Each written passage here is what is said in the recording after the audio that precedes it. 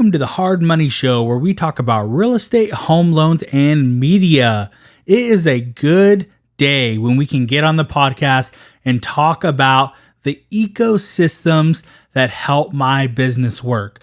Now, keep in mind that I'm not going to give you everything that I have. That would be extremely comprehensive, because a lot of the things that I own aren't necessary for you to be successful, as well as you have to understand that I had a business before, that I've been in marketing and brand development and all of this sort of stuff for a very long time. And so in that time, I've accumulated a lot of stuff that I continue to build into my ecosystems that help me be successful, but they're not necessarily necessary for you.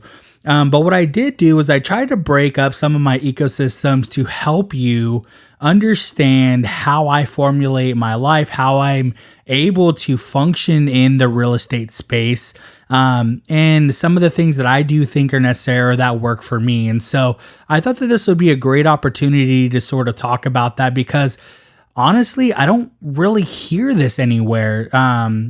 People talk about some things that they use, and maybe if you get like into the really niche of things, like you want to learn how to do videography or photography or things like that. I mean, there's a ton of YouTube stuff, but I've never heard anybody do something on their ecosystems that they build to be successful in the real estate market.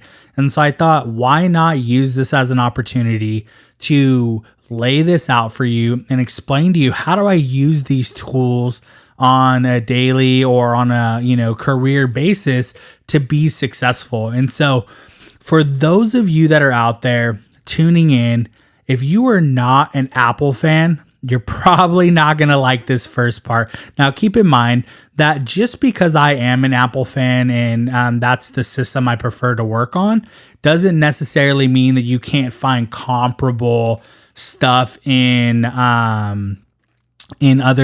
with other companies to be successful.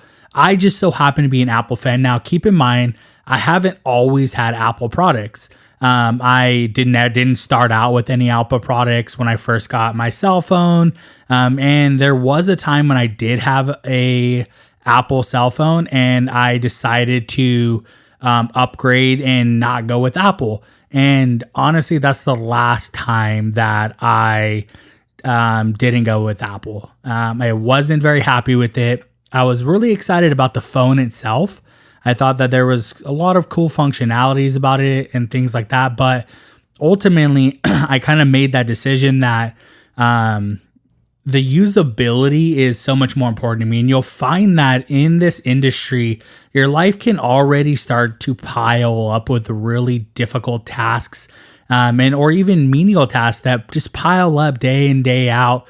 And if you can make those tasks a little bit easier for yourself, you can streamline those sort of things for yourself. It makes your life a lot easier. And this is why I think, especially in our industry, the Apple ecosystem is so critical to being successful. Now, again, I can't speak on any other, technology and things like that I haven't personally used, but that's what I build my business on. It is the backbone of what I do my editing on. It is the backbone of how I stay connected. And so I want to jump into some of the things that I use in the Apple ecosystem and why I use them and why they're important to me. And so the first one is my iPhone. So I currently have the iPhone 13 Max.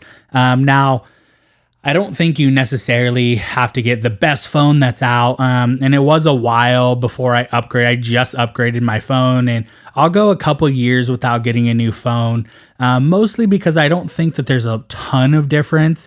But, there was the 5G upgrade that was happening, the larger screen size and things like that. And so I did opt to upgrade on the phone. Now, the reason that this is my starting point is because I do everything on my phone, right? I mean, I answer emails, I make phone calls, I can do editing on my phone.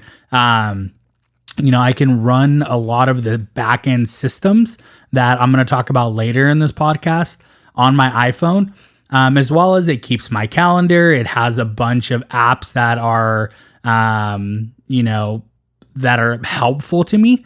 And so I think, yeah, it's pretty blatant. You know the benefits of an iPhone, right? But also the cameras are getting so good on the iPhone that with some of the other equipment I have, iPhones are starting to become a very practical way to get content out, as well as do, I wouldn't say like super professional, but pretty professional walkthroughs and videos and photos and things like that. The AI and multiple camera systems that they have now are pretty outstanding, and I think they're only going to get better. Now, I personally would say always, if you're going to do that stuff, always kind of opt for a camera, not a phone, just because, they're not designed to be perfect at that one thing, where cameras, it's like, okay, this is what it's for. It's for the camera, or it's for this photography. It's for the videography. You get the right lenses, right? You get the right equipment. But I think in a pinch, especially if you're starting in the industry, upgrade to the best iPhone that you can get, because I think it's going to be able to accommodate most of your needs, and you'll be thoroughly surprised. The next thing that I have is I have an iPad Pro. Now, you don't need an iPad Pro if you have, a large phone and things like that. But here's the reason that I got the iPad Pro. One, I've had iPads before. I like being able to edit on them. I like being able to have a workbook, a notebook, things like that, right? They've always been kind of my substitute for paper. As well as, for some editing components. And it's gotten better now that you can put a hard drive and connect it to the iPad.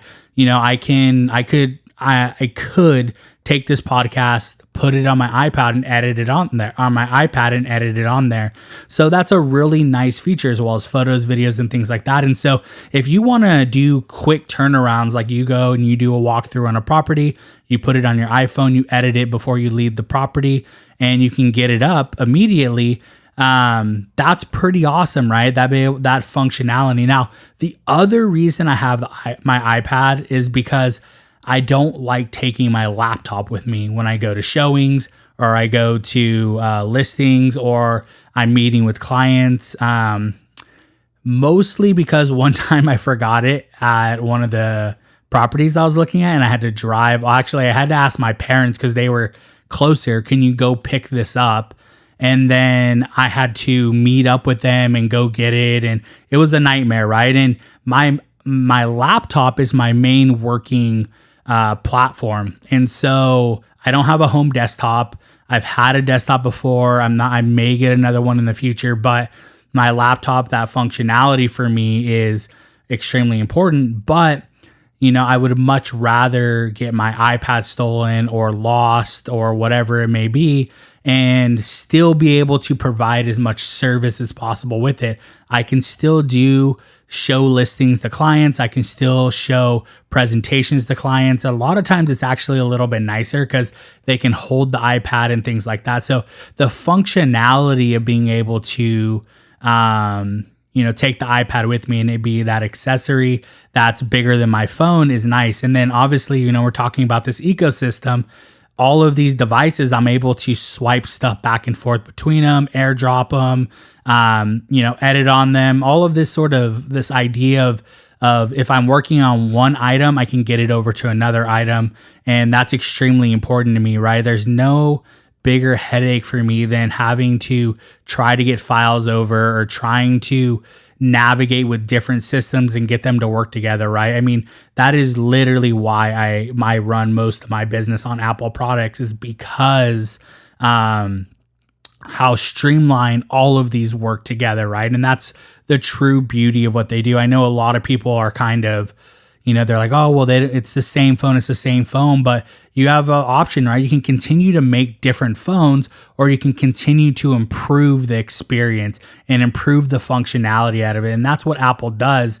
And that's where this is so much better for me.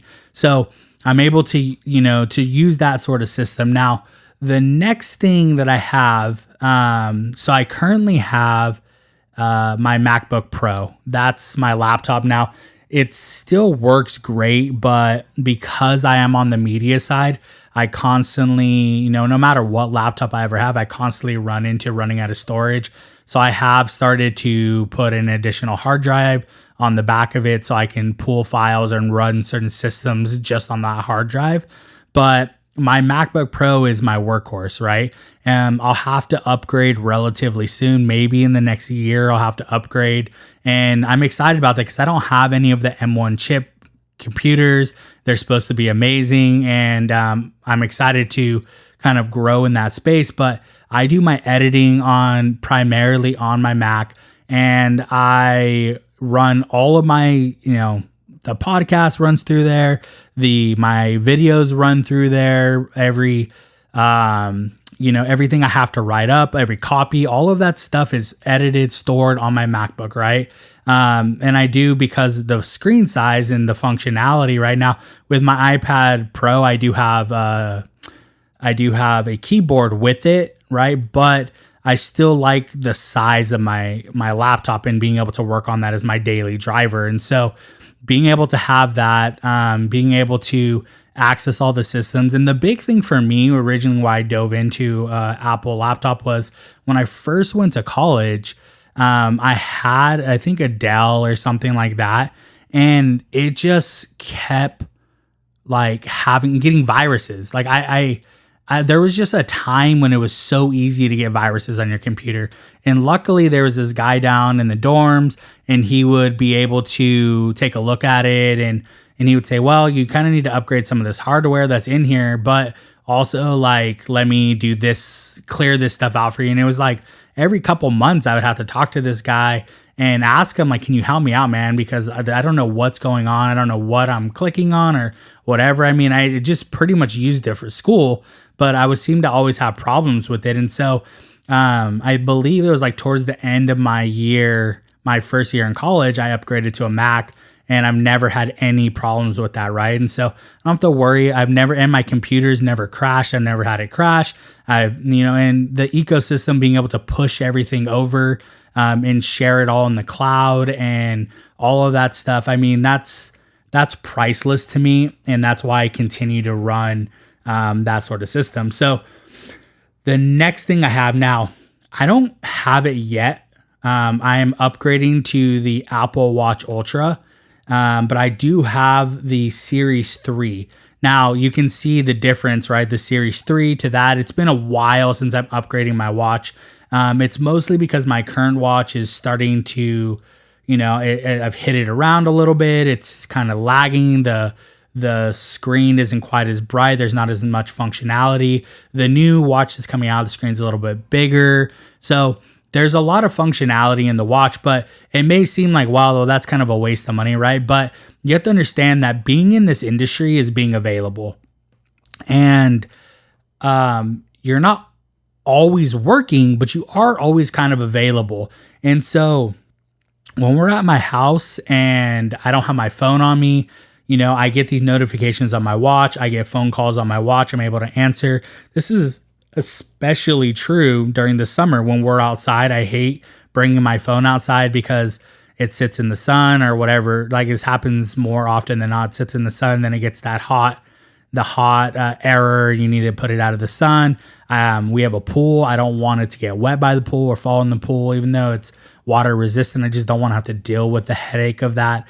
And so I use my watch quite a bit. I'm able to leave my phone. I don't have to worry about it. I can work outside. I can take calls. I can see emails. I can reply via voice.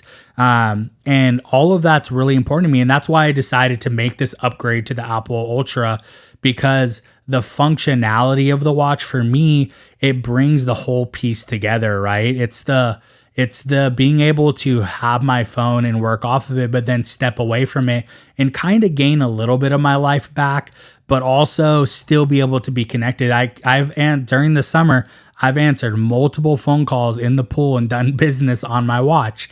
And so I would highly recommend the watch. It's like, again, it's not necessary, but the Apple Watch is amazing, and the functionality of it overall, obviously, and there's other stuff on the watch that has nothing to do with business. But I primarily use mine for business. And so enjoy all of the other features. You're welcome. But, for the pure purpose of business, it's amazing. The last thing for the Apple ecosystem that I've created are my AirPod Maxes. Now I've had AirPods Pros. I've had those. I have the in-ear ones. The first version of them, they were great. They sat in, everything was fine. And then as they started changing the design, they didn't fit in my ear well. And so that was kind of annoying because I did a lot of my business hands-free, right?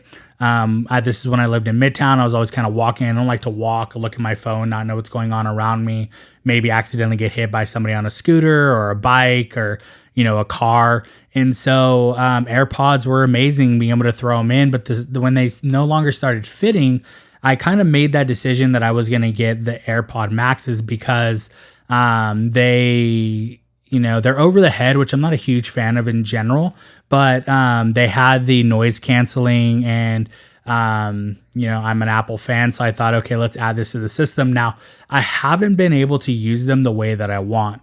I wanted them to replace my AirPods where I could do that, but the problem with having to lug them around, they're not compactable and things like that, made it kind of difficult. But where I am able to use it, and I didn't really think about it, was when I am working from home and I have my headphones on and I can be editing on my computer and listening to the audio through there. And I love the quality of the audio personally. I know some people don't, but I love the quality of the audio.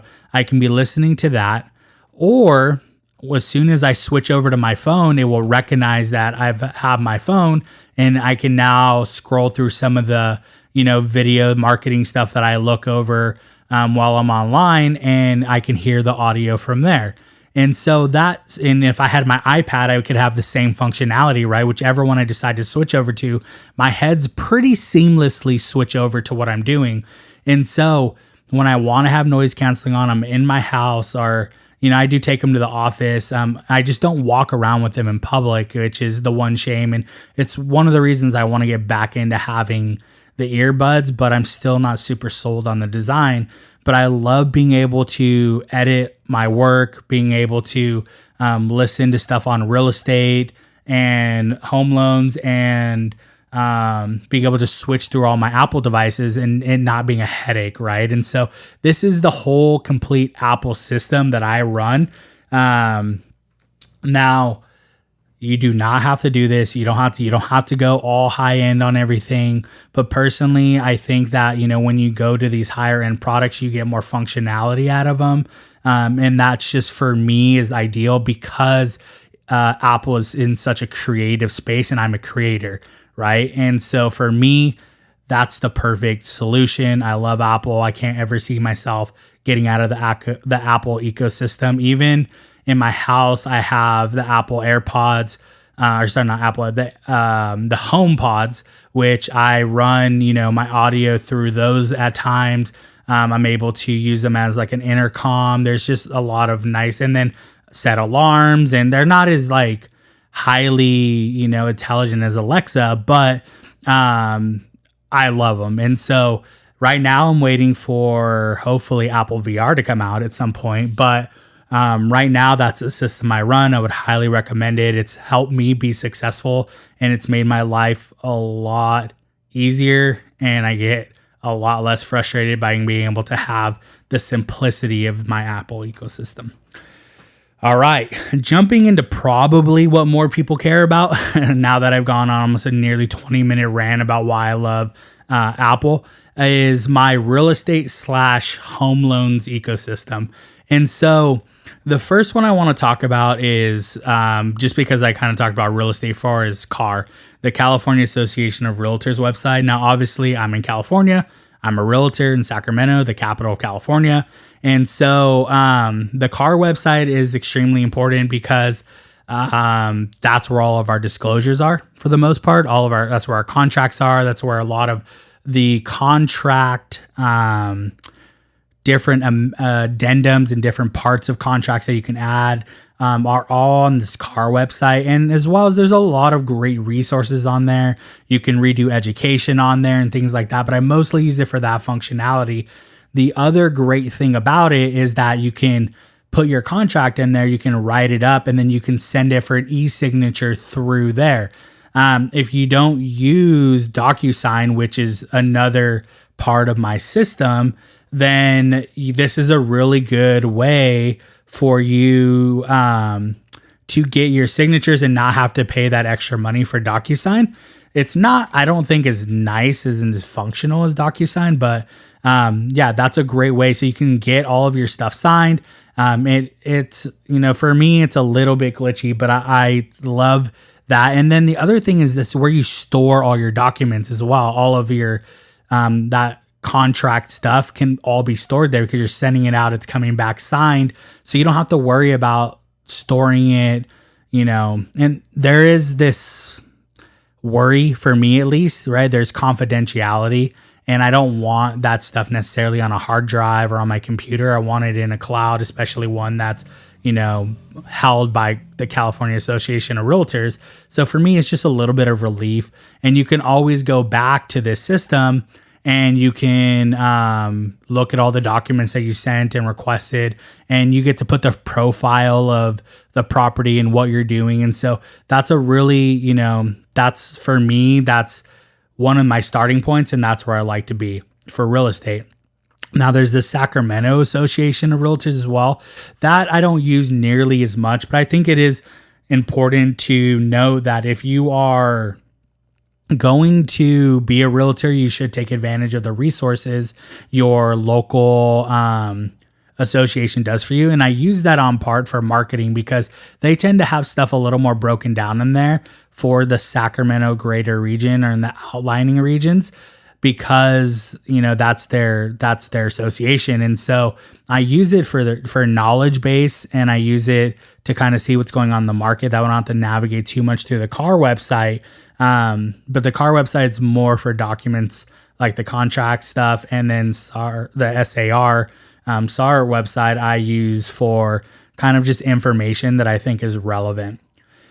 So, Back Agent. Now, this is a program that we have. Back Agent is our side for the lending side. And what we use that for is essentially to bring in applications. Now, we run our applications through a program called Lending Pad, and we have another program that runs with that as well. That's a CRM tracking system. It allows us to send document requests. It allows us to do advertisement on there and marketing on there stuff. It's a really great system, but everything kind of feeds back to Lending Pad. And ultimately, that's where we're able to send out initial disclosures. It's where we're able to do our pre-approvals. And so we put all of the information in there, and we have a back engine system that runs through Freddie and Fannie Mac that allows us to run a entirely full pre-approval. And then that will give us the most accurate pre-approval amount. Now, it's not 100% accurate because there is some leeway as it pertains to lenders and what they can charge and what, their rates might be, but it's pretty close, right? I think we're always, within a couple $100, especially if we're going back and forth. And this kind of leads me to the next one, which is the lender's site. We use our lender's site a lot on our mortgage side to be able to essentially price stuff out, right? You only really know the pricing if you do it through their engine, because they're the ones that are the lenders. And if you can price it at one lender and then price it at a different lender with the same criteria, and it can come out vastly different. And so we use these systems together to find the most accurate information for the lending side, right? So we have this real estate one, we have this lending one, and then the one that I haven't said is Back Agent. Back Agent is the system for real estate where we store all of our disclosures. Every signed document that is going to come through in a real estate transaction, that's where we store it. And that's for auditing purposes, for ourselves as well as for the brokerage. And that way you don't get in trouble. They don't get in trouble if there's ever any problems. All of the documentation is in one place, and that gets audited before you get paid. And so that system's really important. And then obviously the last one is the DocuSign. I love DocuSign. There's a lot of stuff that has to be signed here in California, or everywhere for real estate, but here in California. And so these are the ecosystems I use to be successful at real estate and home loans. Now, keep in mind that this is going to vary depending on what brokerage you're with. It's going to depend on what sort of real estate you do or what sort of home loans you do. All of this is going to vary. But for me, if you're just wondering like what are you using, things like that, this is how I use that system, these different systems to be successful and to keep all of my work in line. And I guess you could technically add like Excel to that because, I run a lot of my timing through Excel, like this is what's gone, what needs to come, things like that. But these are the most important ones. And so definitely something to pay attention to and, learn what you have available at your brokerage. And hopefully the systems that they have in place for you are effective. But more so, I think it comes down to your want and ability to learn it. So I think you really need to spend some time doing that and become an expert in these systems so you can be effective, so you can drive business to yourself. That might be where you're failing. So definitely check that out. So my video ecosystem. Now, like I said, I do the media side. And when I do the media side, outside of, I'm not talking about editing or the podcast and things like that. I'm talking about when I actually go to properties and I do the videos, walkthrough, 360, all of that sort of stuff. This is really for that. And I also have cameras that I can do live stream with and all of that stuff. But I'm going to stick to this way, so I'm not going to go over everything. But for the video, Matterport. So we have the Matterport system that's to do 360 walkthroughs. I find that it's not, I wouldn't say it's necessary, but I think it elevates you, right? To have a 360 walkthrough of your property is very valuable. And I think as we continue to grow into the VR space, this is going to become more and more prevalent because think about how long it takes to go do showings, right? What if you could just come to our office and you could take a seat and we can have you do a virtual walkthrough of 12 properties in an hour. You can check them all out and then you can make that decision through the actual virtual walkthroughs, which are a lot more comprehensive. You can see a lot more what's going on. You can get a better feel of the space and make a more educated decision on what you actually want to see in person and cut that down to maybe 1 to 3 homes that make the most sense for you. And that's ultimately the goal with this Matterport system is to have this available for our listings so we can drive more business to those listings and get you the best deal possible. The next thing I have is my Sony setup. So I do have a Blackmagic camera, but that's a cinema camera and I don't run it for when I go do stuff like this at the properties. I run Sony. So I have an A7 II. I would love to upgrade to an A7 III or an A7 IV, but the money is pretty expensive, because you add on lenses, you add on accessories, you add on batteries. I mean, it starts to add up. And so the A7 II for me, it shoots nice. I get great video. I get great photos. I have nice lenses. And so I don't think would be too vastly different. Now, at some point I'll upgrade again and I'll probably get like an A4. But for now, the A7 II is perfectly fine for me. And it gets the job done. And the quality of what I'm putting out is just as good as anyone at the high levels. And so I would highly recommend, I love Sony. I know some people are Canon people, and whichever other, but for me, I like the Sony ecosystem. I like their back-end technology. And so I've always gone with Sony. And plus, they were kind of pioneering, the mirrorless and all of that sort of stuff. Their cameras are pretty light. They're easy to travel with. you can really get bogged down in a lot of this equipment. And so I use Sony for that.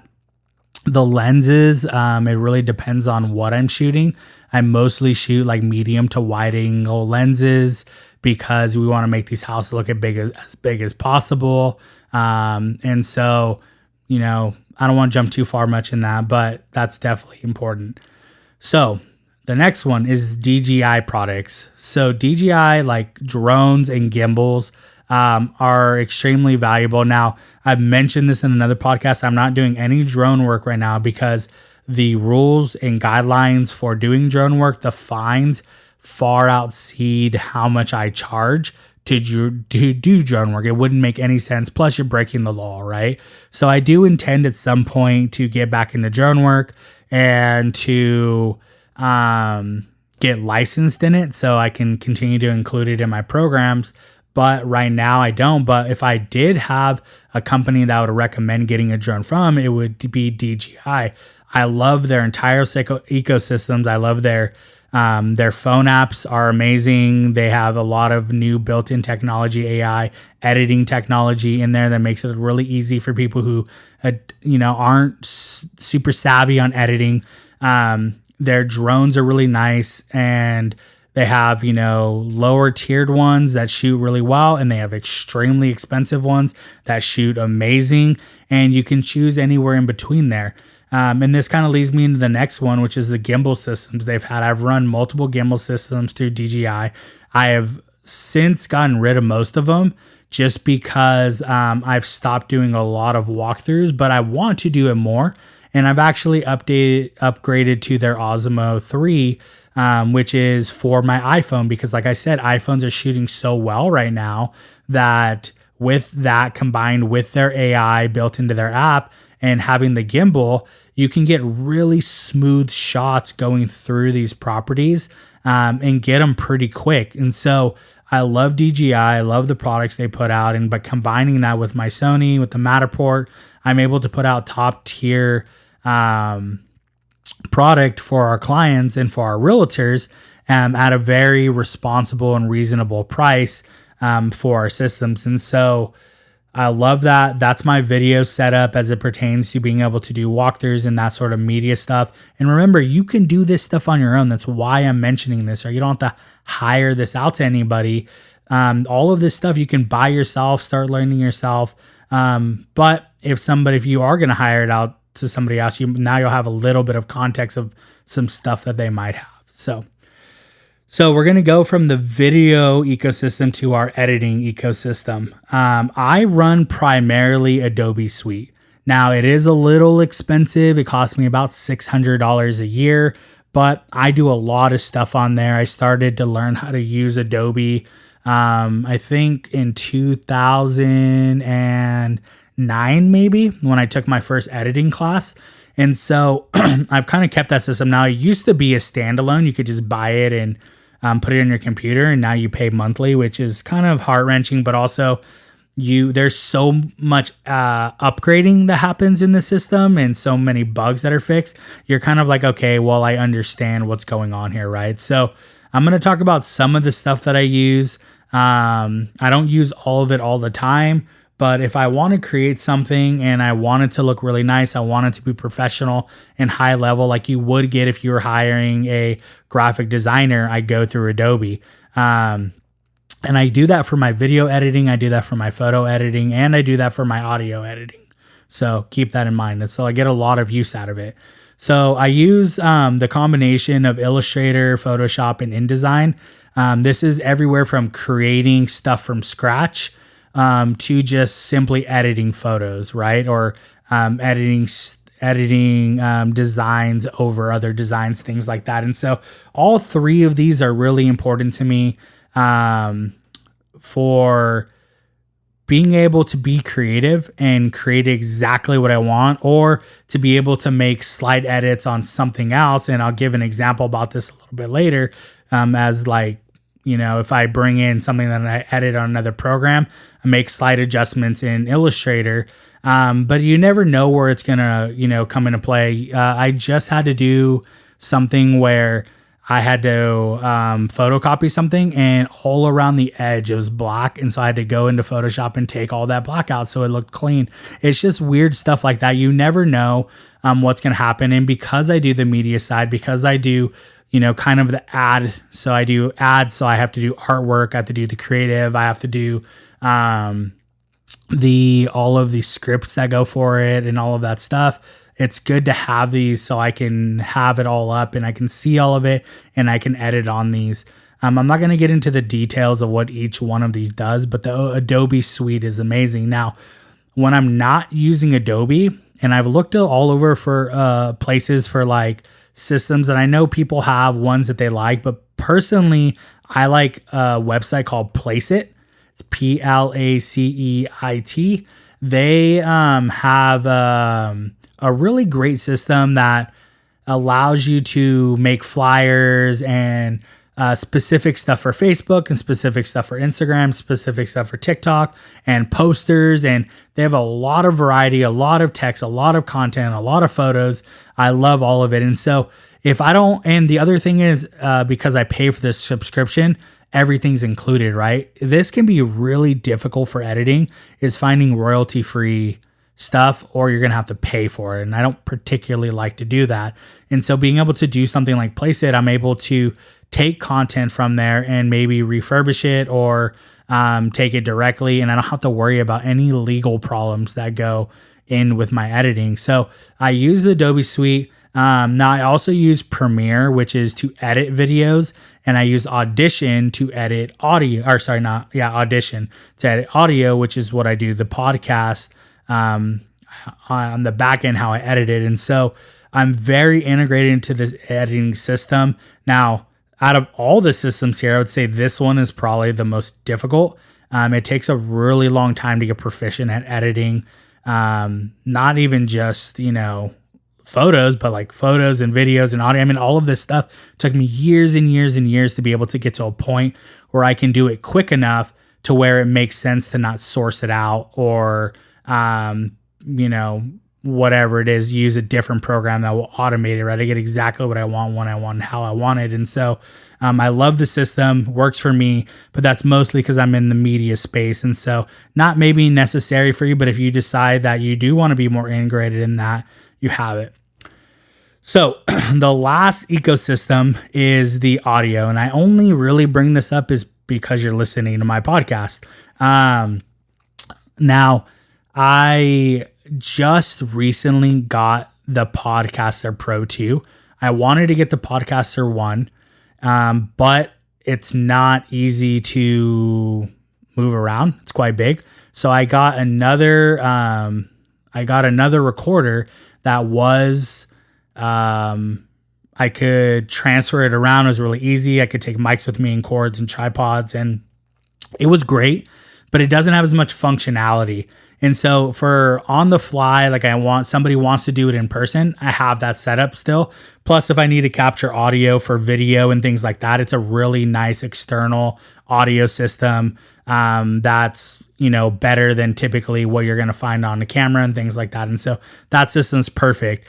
But I upgraded to the Podcaster Pro because there's so much functionality on here as it pertains to podcasting, being able to pull audio directly from my computer, being able to Bluetooth audio in, being able to process everything while we're in the system, being able to have sound pads.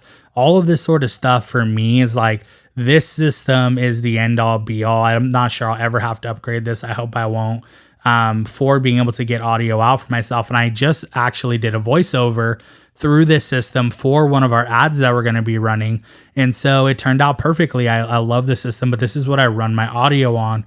Now, the audio eventually will be paired up with video, and I run Blackmagic systems for this. And so I have a Blackmagic Cinema camera, and I run the A10 Mini Pro, which is a switcher, which allows me to switch between different screens. So it's either between cameras or it is between, maybe I have my iPad hooked up or my laptop hooked up, and I can switch between all these screens, and I can do a picture-in-picture and do training and coaching and all of this stuff.